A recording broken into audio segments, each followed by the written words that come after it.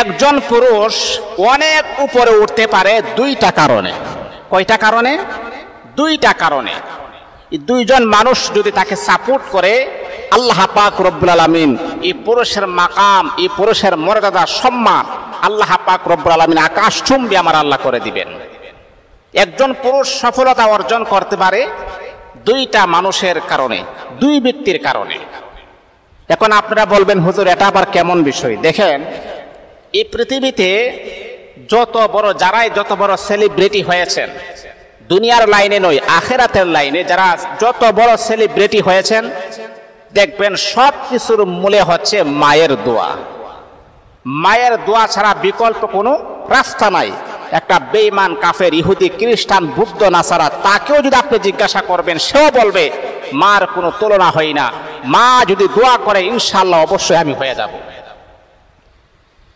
এই জন্যে আমার আপনার নবী, দয়াল নবী, মদিনার কামলিওয়ালা নবী বলেন, ক্বালান নবী সাল্লাল্লাহু আলাইহি ওয়াসাল্লাম, রিজার রাব্বি ফি রিজাল ওয়ালিদাইন ওয়া সাখাতুর রাব্বি ফি সাখাতিল ওয়ালিদাইন। মা বাবা যদি সন্তুষ্ট হয়ে যায়, আল্লাহ পাক রব্বুল আলামিন ওই বান্দার প্রতি আমার আল্লাহ সন্তুষ্ট হয়ে যায়। মা বাবা যদি ওই সন্তানের প্রতি যদি অসন্তুষ্ট হয়ে যায়, আরশের মালিক আমার আল্লাহও কিন্তু ওই সন্তানের প্রতি অসন্তুষ্ট হয়ে যায়। এরই আল্লাহ তাআলার বান্দা, শোনো শোনো, তোমার জবানের দ্বারাতে, তোমার ব্যবহারের দ্বারাতে এমন কোনো কথা বলবা না তোমার মা যেন তোমার কথায় কষ্ট পেয়ে যায়, তোমার বাবা যেন তোমার কথায় কষ্ট পেয়ে যায়। এমন কোনো কথা বলবেন না, কারণ মা তোমাকে অনেক কষ্ট করে লালন পালন করেছেন, 10 মাস 10 দিন তোমাকে গর্ভধারণ করেছেন। যেই দিন আল্লাহ তাআলার বান্দা পৃথিবীর জমিনের ভিতরে যখন আপনি আগমন করবেন, পৃথিবীর জমিন আগমন করার আগ মুহূর্তে মা এমন কষ্ট সহ্য করে, এমন ব্যথা বেদনা অনুভব করে, আল্লাহর রাসূল সাল্লাল্লাহু আলাইহি ওয়াসাল্লাম বলেন, কেমন করে ওই সন্তান বড় হওয়ার পরে মাকে কষ্ট দিয়ে কথা বলে, এটা তো আমার বিশ্বাস হয় না। যেই মা আপনি পৃথিবীতে আসার 2-3 মিনিট আগে যেই পরিমাণের কষ্ট, যেই পরিমাণের যন্ত্রণা আপনার মা সহ্য করে, অনুভব করে, এই সন্তান বড় হওয়ার পরে কিভাবে মাকে কষ্ট দিয়ে কথা বলে, মাকে কষ্ট দিয়ে কথা বলে, এটা তো আমারই বুঝে আসে না। 1 নম্বর হলো, মাকে কখনো কষ্ট দেওয়া যাবে না। ও আল্লাহ তাআলার বান্দা, শুনেন শুনেন, যদি আপনি আপনার মাকে কষ্ট দেন, তাহলে দুনিয়াতে আপনি কখনো বড় ধরনের লেভেলে আপনি যাইতে পারবেন না, সাকসেসফুল আপনি হতে পারবেন না, এমনকি আপনি গন্তব্যস্থলে আপনি পৌঁছতে পারবেন না।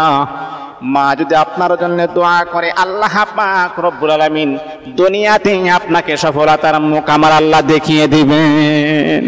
এই জন্য কখনো আপনি আপনার মাকে কষ্ট দেওয়ার চেষ্টা করবেন না। আমার রাসূল বলেছেন, আপনি মুসলমান হয়ে গেছেন, মা এখনো মুসলমান হন নাই, মা হচ্ছে খ্রিস্টান, মা হচ্ছে হিন্দু, মা হচ্ছে বৌদ্ধ, মা হচ্ছে নাসারা, তারপরও তোমার এই কাফের মার সাথে সুন্দর আচরণ করতে হবে। ওয়াসাহিবুহুমা ফিদ দুনিয়া মারুফা, তার সাথে খারাপ আচরণ করা যাবে না, সুন্দর আচরণ করতে হবে। এটা আমাকে ইসলাম শিক্ষা দিয়েছেন, কোরআন আমাকে বলে দিয়েছেন।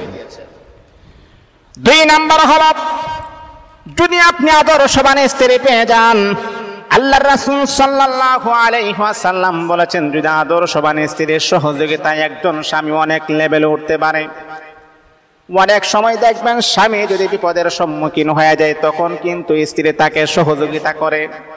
এটা টাকার মাধ্যমে হতে পারে, তার কথার মাধ্যমে হতে পারে, তার সহযোগিতার মাধ্যমে হতে পারে।